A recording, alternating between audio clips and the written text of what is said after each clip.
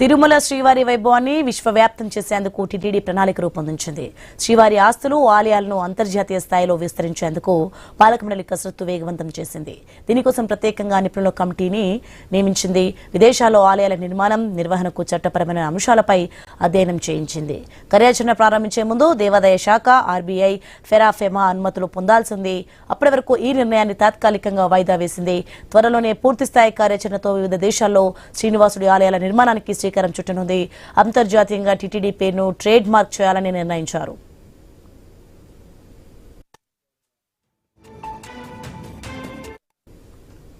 ఇక విదేశాలలో శ్రీవారి ఆలయాలు నిర్మించాలని విదేశాల నుంచి టీటీడీకి భారీగా విన్నపాలు వస్తున్నాయి. ఇప్పటికే యూకే నుంచి 4, జర్మనీ నుంచి 3 ప్రతిపాదనలు రాగా Australia, Sri Lanka, Netherlands, Sweden, Switzerland, Poland, Ireland, New Zealand తదితర దేశాల నుంచి కూడా అభ్యర్థనలు వచ్చాయి. విదేశాల్లో శ్రీవారి ఆలయాలను ఎలా నిర్వహించాలన్న అంశంపై టీటీడీ 3 ప్రధాన నమూనాలను పరిశీలిస్తోంది.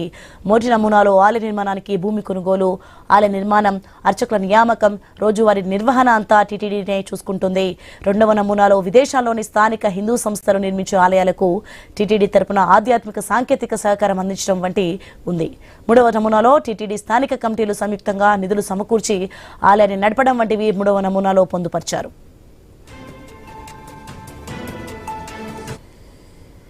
ఇక విదేశాల్లో నిర్మించే ఆలయాల్లో తిరుమల తరహాలోనే అగమ శాస్త్రం ప్రకారం పూజలు జరిగేలా టీటీడీ నుంచి అర్చకులను పంపిస్తారు. భారతదేశం నుంచి ప్రత్యేకంగా శిల్పులను పంపించి మన సంప్రదాయం ఉట్టిపడేలా ఆలయాలు నిర్మిస్తారు. విదేశీ నిబంధనల ప్రకారం స్థానికంగా ప్రత్యేక లాభాపేక్ష లేని సంస్థలను ఏర్పాటు చేసి టీటీడీకి నష్టం కలగకుండా రింగ్ ఫెన్సింగ్ పద్ధతిని అనుసరిస్తారు.